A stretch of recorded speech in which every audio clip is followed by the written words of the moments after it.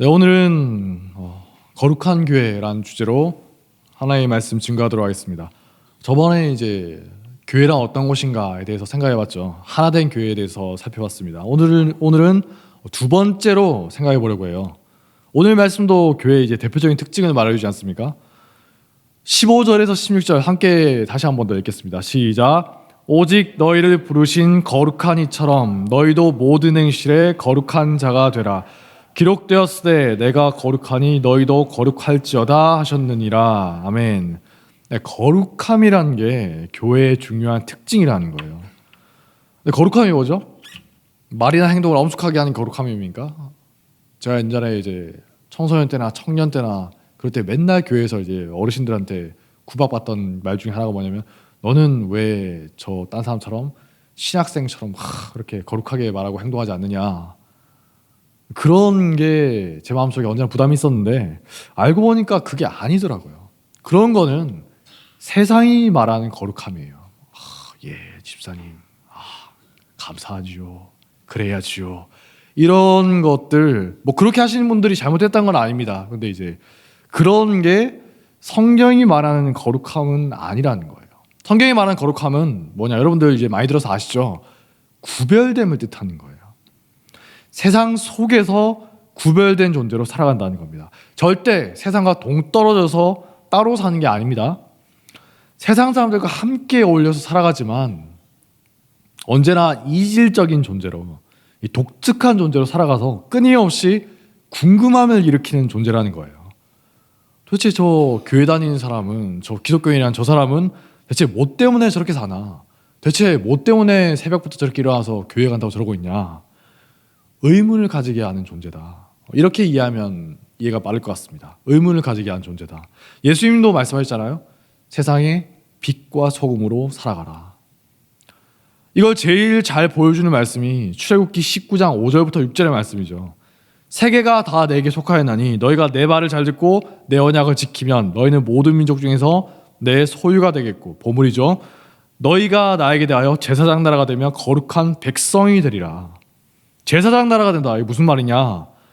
제사장이 어떤 존재입니까? 백성들 사이에서 구별된 존재예요.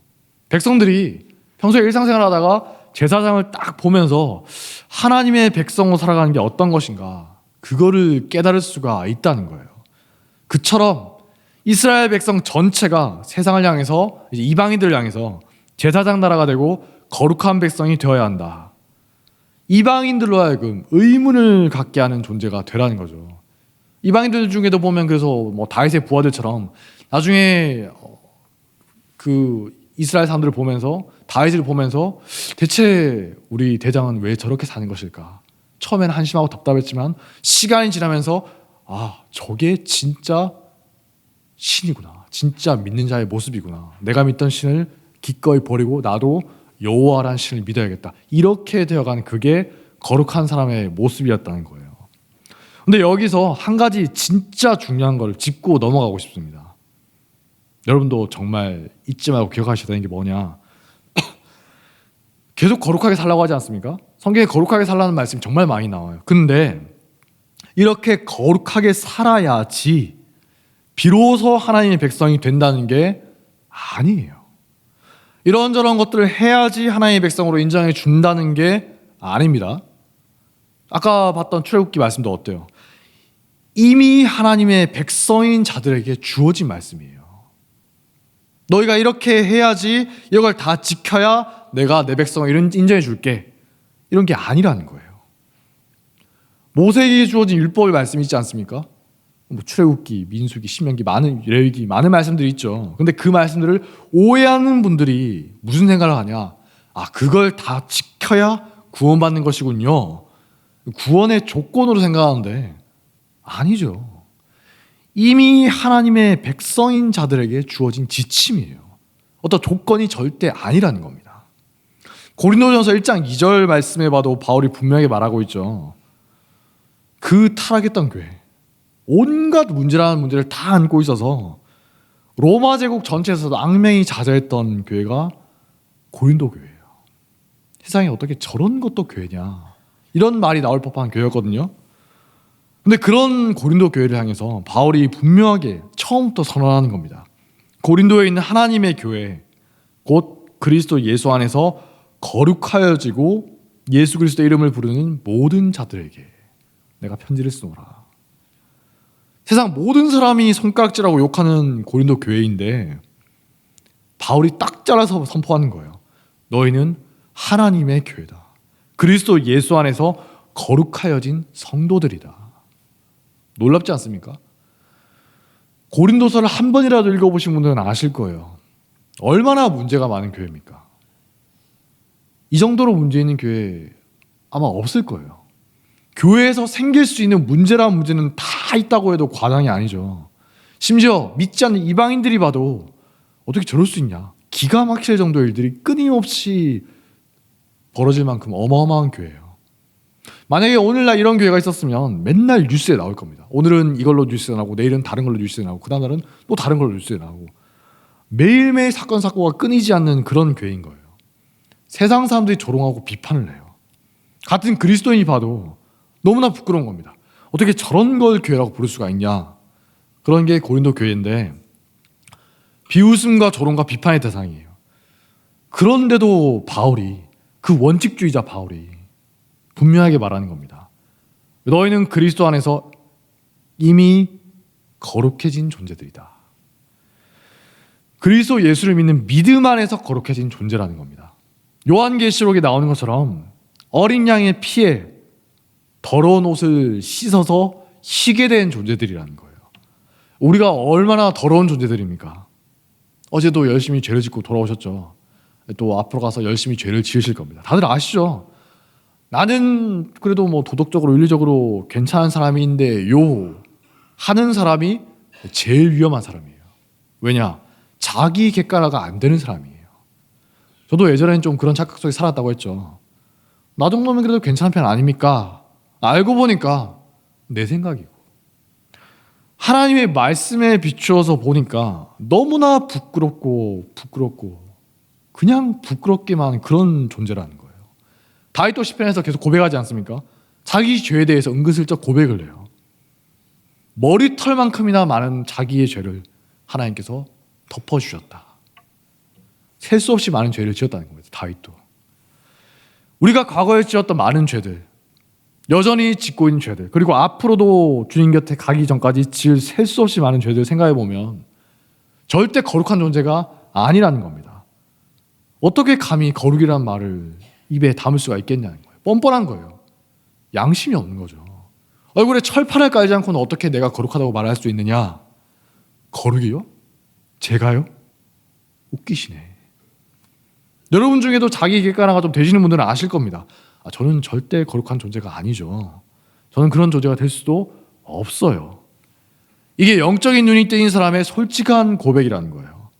근데 우리가 예수 그리스도를 옷 입는 순간 어린 양의 피에 깨끗하게 씻은 정말 티끌조차 없는 흰옷을 입게 된다는 겁니다.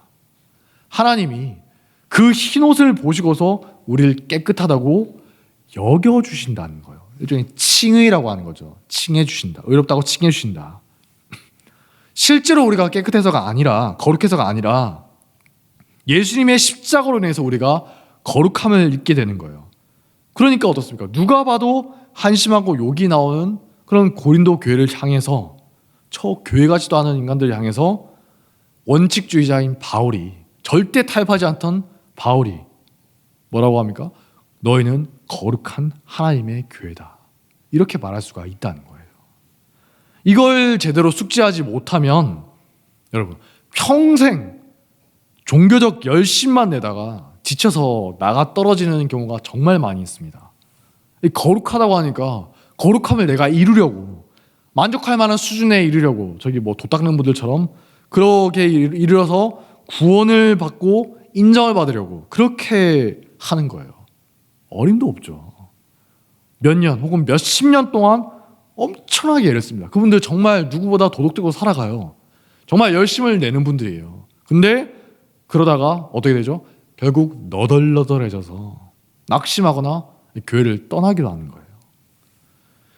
종교적 열심으로 거룩함을 이루어보려던 분들 중에서 그런 분들이 꽤 많이 있다는 겁니다. 아무리 애를 써도 안 되니까. 아니면 어떻습니까? 위선자가 되어버리는 거죠. 사람들 앞에서 거룩한 척하는 거예요. 뒤로는 온갖 더러움을 숨기고 있는데 마음속에 추악한 생각을 감추고 있으면서 너무나 거룩한 모습으로 살아가는 거예요. 제가 20대 때 제 친구가 저한테 이제 성경 공부를 하자고 데려간 곳이 있거든요. 저한테 성경 공부를 자꾸 하자고 하는 거예요. 신천지 같은 그런 곳은 아닙니다. 근데 이제 거기에 갔더니 다들 너무나 거룩한 거예요. 죄를 짓지 않는 삶이 가능한다 이러면서 거룩한 삶을 추구하는 곳이었어요. 거기는 담임 목사를 이제 최고 리더로 하면서 리더들이 쫙 조직을 이루고 있었는데 하나같이 거룩한 분들인 겁니다. 제가 감히 비교할 수 없는 거룩한 분들이에요. 거기 목사는 거의 성인처럼 여겨지고 있더라고요. 막 사람들 지나가는데 막 목사님 하면서 마치 막 그림자라도 밟으면 마치 뭐 엄청난 일이 벌어질 것처럼. 제가 아무리 봐도 좀 이상해서 저한테 전도한 친구한테 좀 약간 불만을 말했거든요. 야, 이거 좀 이상하다. 저 목사 저거 아무리 봐도 좀 이상한 사람 같은데. 근데 그렇게 말할 때마다 제 친구한테 엄청 혼났어요. 정신 차려라. 네가 아직 저 수준에, 저 높은 수준에 이르지 못해서 그런 거 말하는 거라 하면서 정신 차려라 하면서 막 뭐라 했는데 질타하는 말 들었는데 그 말 듣고 제가 또 반성을 했거든요. 그래서 내가 좀 다시 봐야겠다. 근데 아무리 봐도 아닌 거예요. 뭔가 모를 그 찜찜함. 결국 저는 이제 몇 년 같이 있긴 했는데 어울릴 수가 없겠더라고요. 나는 아무리 해도 죄인일 수밖에 없는데 그 거룩한 수준에 이를 수가 없으니까. 제 친구도 결국에는 이제 뭐 모종의 사건이 있어서 거기서 이제 결국 나오게 되고 지금까지도 영적으로 방황을 하고 있더라고요. 아까 말했던 그 너덜너덜해져 버렸던 그런 유형인 겁니다. 그로부터 이제 나오고 난 후에 한 10몇 년쯤 지나서 우연히 뉴스에서 거기 소식을 접하게 됐어요.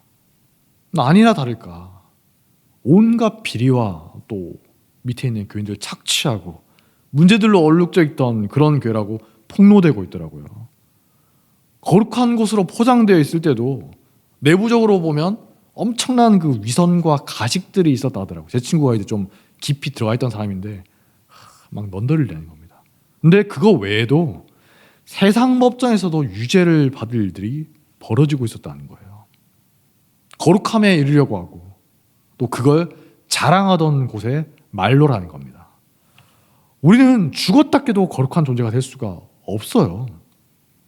이걸 솔직하게 인정하고서 하나님 정말 저는 답이 없는 존재입니다. 저를 불쌍히 여겨 주옵소서. 예수님을 의지할 때 비로소 거룩한 존재로 여겨지게 되는 것이다. 이게 성경이 말하는 거룩함의 핵심이라는 거예요. 내가 실제로 거룩한 존재고 거룩한 생활을 해서 인정받을 수 있는 게 아니라는 거죠. 만약에 그런 생각을 가지신 분들이 있다면 여기 말고 다른 종교로 가셔야 돼요. 성경은 철저하게 인간의 무능력함과 전적인 타락과 철저한 부패를 말하고 있을 뿐입니다. 절망적인 존재라는 거죠. 하지만 동시에 그런 존재조차도 거룩하게 하시는 하나님의 은혜가 얼마나 큰 것인가 그걸 보여주는 거예요. 이걸 분명하게 인식하지 않으면 거룩함을 이야기할 때 자꾸만 윤리주의에 빠지는 겁니다. 교회 다니는 분들 중에도 어떻습니까? 도덕주의에 빠져서 막 여기저기 정죄하고 돌아다니는 분들 많이 있죠. 막 인터넷이나 그런 데도 많이 있어요. 나도 그리스도인데 하면서 맨날 정죄하는 말만 하는 분들이 있어요. 그리고 뭐 어떤 거룩한 수준에 이르지 못하면 쓸데없는 것처럼 너희 믿음 거짓말이야 이런 식으로 말하는 분들이 있는데 그거 아니에요. 교회는 결코 윤리적이거나 도덕적인 집단이 아니라는 겁니다. 오히려 영적인 병원에 가깝죠. 어거스틴이 말했던 것처럼 영적으로 병든 자들이 모인 것이고 그런 분들이 이제 시간이 지나면서 교회를 통해서 끊임없이 살아나는 곳이 교회라는 거예요. 자격의 문제나 조건의 문제가 아니라고 했습니다. 이걸 뭐 행해야지 어떤 기준을 충족시켜야지 내가 비로소 하나님의 자녀가 되고 구원을 받을 수 있는 게 아니라고 했어요. 그러면 대체 거룩함이란 게 무엇이냐? 그냥 믿고 구원받았으니까 이제 내 멋대로 살면 되는 겁니까? 그것도 아니죠. 제가 예전에 좀 그런 생각을 하면서 살았는데 그것도 아니더라고요. 제가 어렸을 때 저희 어머니 때문에 정말 속이 터졌던 적이 많이 있습니다. 왜냐, 제 어머니가 이제 교사다 보니까 그리고 평소에 자녀 교육에 대해서 확고한 철학을 가지고 있던 분이다 보니까 제가 남들처럼 사는 걸 용납하지 않으시는 거예요. 뭐 거짓말을 비롯해서 하여튼간에 했다 하면 박살이 나는 것들이 있었거든요. 하루 종일 어머니한테 혼나는 그런 게 있어요. 그럴 때마다 저는 막 반항심이 생기잖아요. 저는 대드는 거예요. 아니, 이 정도는 내 주변 학교 아이들도 다 하고 있는데, 심지어 그 아이들 부모님은 아무도 그런 걸로 뭐라고 하지 않는데 왜 저한테만 그러십니까? 남들과 같은 기준을 적용해 달라는 거예요. 공평하게 해달라. 근데 그럴 때마다 어머니가 항상 하신 말씀이 있어요. 내 자식은 안 돼. 와, 그 뭐 논리적으로 반박할 수가 없겠더라고요. 내 자식은 안 돼. 남들처럼 그냥 적당히 좋은 게 좋은 거라고 살아가면 되지 않느냐, 이 정도면 괜찮잖아요 하는 게 제 입장이고, 내 자식은 그러면 안 돼. 이게 어머니 방침인 거예요. 정말 고통스러운 시간이었습니다. 이해가 되지 않아요. 왜 나만 이렇게 살아야 됩니까? 남들은 다 이 정도 거짓말 아무렇지도 않게 살아가요. 그리고 제가 끝까지 이해 못했던 게, 약속 못 지킨 게 무슨 거짓말이라고 내가 죄책감을 느껴야 되냐. 어머니가 약속 못 지키니까 막 그거 가지고 거짓말했다고 뭐라는 거예요. 반항심이 생기잖아요. 그래서 막 맨날 대들었는데, 대들 때마다 철저하게 진압당했지만, 제가 나중에 이제 결혼을 하지 않습니까? 결혼을 하고 나서 몰랐는데 제 아내가 어머니께 이런 말을 들었다고 하는 거예요. 저희 집에 아들만 2명이다 보니까 딸 같은 며느리가 될 수도 있잖아요. 딸 같은 며느리. 저는 이제 저희 장모님께 이제 아들 같은 사이인지 모르겠는데 딸 같은 며느리가 될 수도 있는데, 어머니가 이런 말씀을 했다는 거예요. 내가 너를 내 딸처럼 여기면 안 될 것 같다. 내 딸이라고 생각하면 네가 너무 피곤해질 것 같다. 제가 그 말 듣자마자 어찌나 웃었던지. 자식들에게 요구한 기준을 며느리에게 요구하면 정말 피곤해지겠죠. 저는 그게 무슨 말인지 너무나 잘 알아요. 그 집사람한테 말했습니다. 딸처럼 여기지 말라고. 절대 그런 말 하면 안 된다. 내 자식이기 때문에 요구한 기준이 있다는 거예요. 다른 사람들과 똑같이 살아가지 마라. 근데 하나님의 말씀이, 그때는 도무지 이해가 안 되는데 하나님의 말씀이, 성경이 말하는 거룩함이란 게 그것과 비슷한 거예요. 하나님을 모르고 믿지 않는 이방인들은 어떻습니까? 자기 속에 내오는 대로 마음대로 살아가겠지만 하나님의 자녀이기 때문에 요구되는 기준들이 있다는 거예요. 특별한 존재니까. 세상 속에 살아가는 하나님의 제사장이니까. 제가 예전에 이제 육군사관학교, 해군사관학교 가신 그런 분들의 이야기를 들을 기회가 있었는데, 그분들은 이제 교육을 받고 나면 한 부대를 책임지는 장교가 되지 않습니까? 뭐 저 같은 사람이야 가서 그냥 훈련소 몇 주 받고 나서 그냥 랄랄하면서 있으면서 눈치 보면서 이제 하라고 하는 것만 하면 그만인데, 그분들은 책임을 지는 장교가 되는 거예요. 그러니까 일반 병사들과 요구한 수준이 정말 다르다 하더라고요. 저 같은 병사들이야 그냥 뭐 적당히 일만 하다가 프로에서 지내다가 2년쯤 지내서, 요즘에 1년 반인가요? 네, 시간이 되면 전역하면 그만인데, 장교가 되실 분들은 몇 년에 걸쳐서 철저하게 교육을 하는 거예요. 특별한 존재이기 때문입니다. 제가 있던 부대에도 중대장님이 육군사관 출신 중에서도 굉장히 이제 좀 성적 좋은 엘리트셨는데, 나중에 청와대 가시는데 평소의 모습부터가 달라요. 딱 보면 뭔가 포스가 느껴진다 해야 되나? 네. 밤을 새서 막 산을 헤매고 다니는 그런 훈련을 하다 보면은 이제 휴식 시간이 되면 다들 어떻게 하냐 하면서 엎어져서 막 완전 짐승처럼 엎드려서 쉬어요. 그냥 가장 편한 자세로 쉽니다. 품격이고 뭐고 신경 쓸 그럴 정신이 없어요. 너무 힘드니까 엎어져서 쉬다가 다시 가자 하면 막 가는 거예요. 근데 그 육사 출신 중대장님은 지금 생각해도 신기해요. 어떻게 그럴 수 있냐. 딱 자세를 갖추고 앉아서 눈을 감고 쉬시는 거예요. 나중에 옆에 있던 사람이 말해주는 겁니다. 그 사람도 힘들었는지 막 부들부들 떨고 있더라. 너무 힘들었는지. 근데 딱 부하들 앞에서 그 자세를 잃질 않는 거예요. 딱 있으니까 식사할 때나 뭘 하든 간에 우리와는 뭔가 다른 것처럼 그런 분들은 보이는 거예요. 물론 이제 장교 중에도 병사와 구분이 안 될 정도로 엉망인 사람도 있겠지만 그분은 다른 거예요. 저 보면서 야, 저게 엘리트 장교구나. 저게 육사 출신인가? 나중에 또 육사 출신 다른 분한테 물어봤더니 그분이 다 그런 건 아닙니다. 이렇게 말하는 거예요. 근데 그분을 보면서 와 하면서 저희 고참들 중에 밖에서 이제 건달이던 분들이 꽤 많이 있었는데 제 고참들 중에 건달 출신이던 고참들도 그 중대장을 보면서 자랑스러워하는 거예요. 저게 우리 중대장님이다.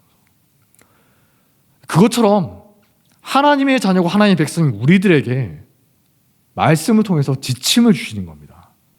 다시 말씀드리지만 이게 뭐 자녀가 되고 백성이 된 조건은 아니에요.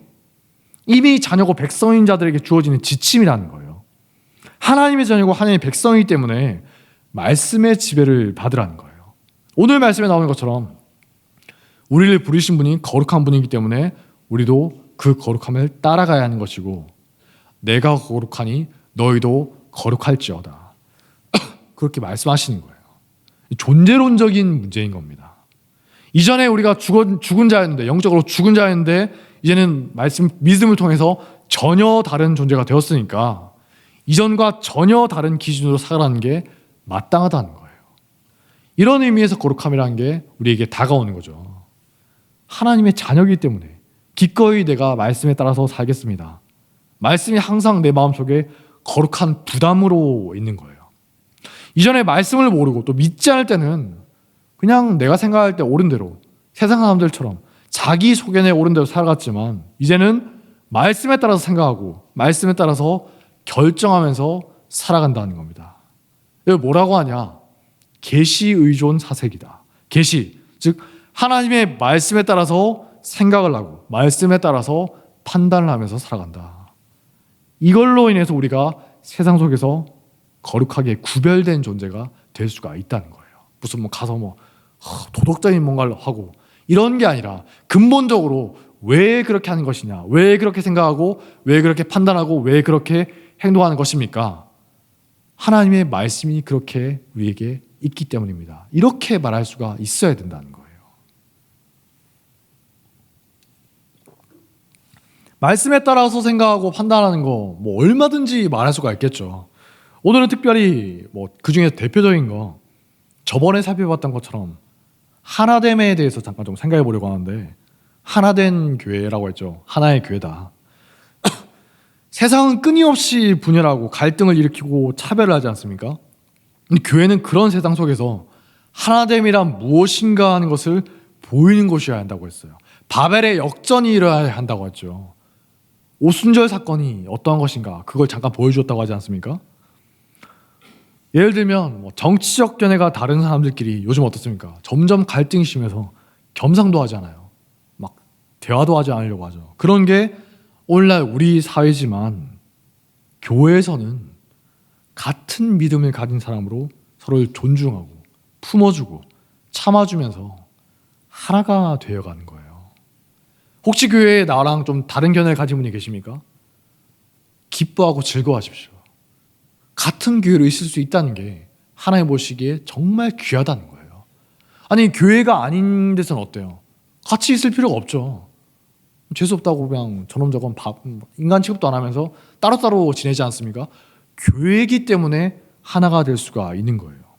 상대방을 이해하려고 하고 대화를 함으로써 이제 우리 사회를 건전하게 유지한 힘이 교회로부터 비롯되어야 하는 것인데 만약에 교회에서 막 갈라치기 하고 상종하지 마 이러고 있으면은 그러면 안 되겠죠. 제가 예전에 있던 교회가 한 6년 동안 있었던 교회가 저에겐 정말 뜻깊은 교회입니다. 많은 것을 배울 수 있었던 교회인데 특별히 그 중에서도 제가 그때 아직 20대 후반, 30대 초반 혈기왕성하던 때다 보니까 정치적 견해가 다른 분과는 굉장히 좀 어울리기 힘든 때가 있었거든요. 20대 때는 어땠냐? 밤을 새서 키보드 배틀을 벌이면서 막 끝까지 싸워요. 내가 이놈을 이겨먹고 말겠다. 정말 투쟁의 시간을 보냈습니다. 20대 때.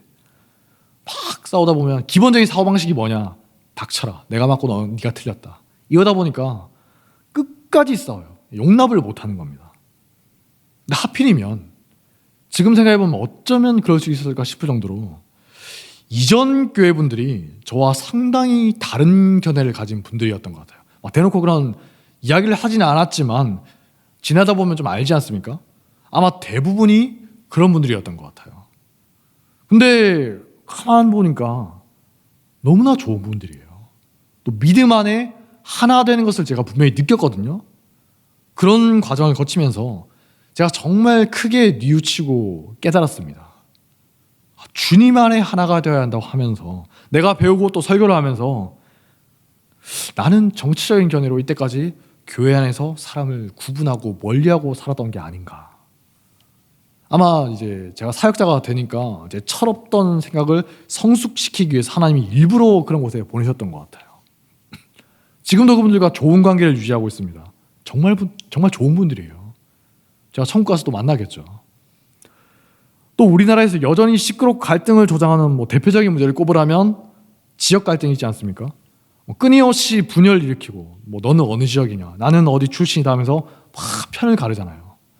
이쪽에서는 뭐 우리가 남이가 하면은 이쪽에서는 아따 뭐 동양 사람이랑 깨하면서 막 서로 이제 어디 출신이다 하면서 일단 이제 색안경부터 끼고 바라보지 않습니까? 교회 밖에서 많은 사람들이 그러고 살아가고 있습니다. 근데 이제 어때요? 부산에서 태어나고 부산에서 자랐던 제가 전남 장흥 출신 여자를 만나서 결혼을 하니까 부모님이 그래 잘해라. 부모님은 이제 어렸을 때부터 딱히 그런 거 저희한테 주입식 그런 거 없었는데 제 주변에 있던 사람들이 장흥이야?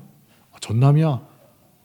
괜찮아? 하면서 막 하길래 뭐 하면서 이랬는데 결혼하기 전에 제가 어떤 분께 이제 인사를 드리러 갔던 적이 있는데 장흥 사람과 결혼한다고 하니까 너무 좋아하시더라고요. 그분이 전라도 분이셨는데 너무 놀랍고 기뻐하면서 장흥 분과 결혼합니다 하니까 첫 마디가 하면서 막 이런 소리를 지르는 거예요. 왜냐? 그분이 젊어서부터 오랫동안 교회 생활, 신앙생활을 했는데 알게 모르게 서울 와서 살다 보니까 지역으로 사람을 차별하고 배관시하고 막 경멸하는 게 느껴지니까 너무 힘들었다 하던 거예요. 같은 교회 안에서 차별하고 적대시하는 거를 계속 겪다 보니까 또 막 갈라져서 따로 어울리지 않는 그런 것들을 보다 보니까 너무 낙심이 되고 실망이 되고 또 믿음의 회의감을 느꼈다 하더라고요. 이게 믿음이 대체 뭔가. 그러다가 제 결혼 소식을 듣고서 큰 위로가 되었다고 하는 겁니다. 그러면서 막 저한테 제 손을 붙잡고 말하는 거예요. 이 나라의 화합을 위해 써주십시오. 뭐 그런 말 하는데 저는 그런 거창한 건 무리고 그냥 가정의 평안을 위해서 애쓸 뿐입니다. 시편 131편 우리가 찬양하는 것처럼 내가 큰일과 감당하지 못할 놀라운 일을 하려고 힘쓰지 아니하나이다. 그냥 저는 가정 안에서 하나됨을 이루기 위해서 애쓸 뿐입니다. 장인 장모님 그리고 광주에 사시는 첫째 언니 집안들 뭐 아내에게 형부가 되시는 분 다들 너무 좋은 분들이에요. 첫째 형부 되시는 분 진짜 완벽한 사위입니다. 정말 인격자인 분이에요. 너무나 가정적인 분이고 장인 장모님께 너무나 잘하는 분이고 정말 신앙을 잘 믿는 분이고 제가 볼 때마다 스승님 하면서 이제 배워야 되는 그런 분인데 만나러 갈 때마다 제 마음이 너무나 즐거운 거예요. 신실한 믿음을 가진 분들이고 주님 안에서 한 교회를 이루고 있구나. 그 사실을 의심할 수가 없는 겁니다. 그러니까 지역이 어떤가 정치색이 어떤가 굳이 물어보진 않았지만 이런 하나됨을 우리 안에서 해칠 수가 없다는 겁니다. 생각해보면 신기할 정도로 제가 20살 이후로 만난 사람들 중에서 제가 막 사람을 사귀는 폭이 별로 넓지는 않았거든요. 지금은 이제 사람들 만나면서 하면서 두루두루 만나지만 20대 때는 굉장히 이제 사람 사귀는 폭이 좁았던 사람이에요.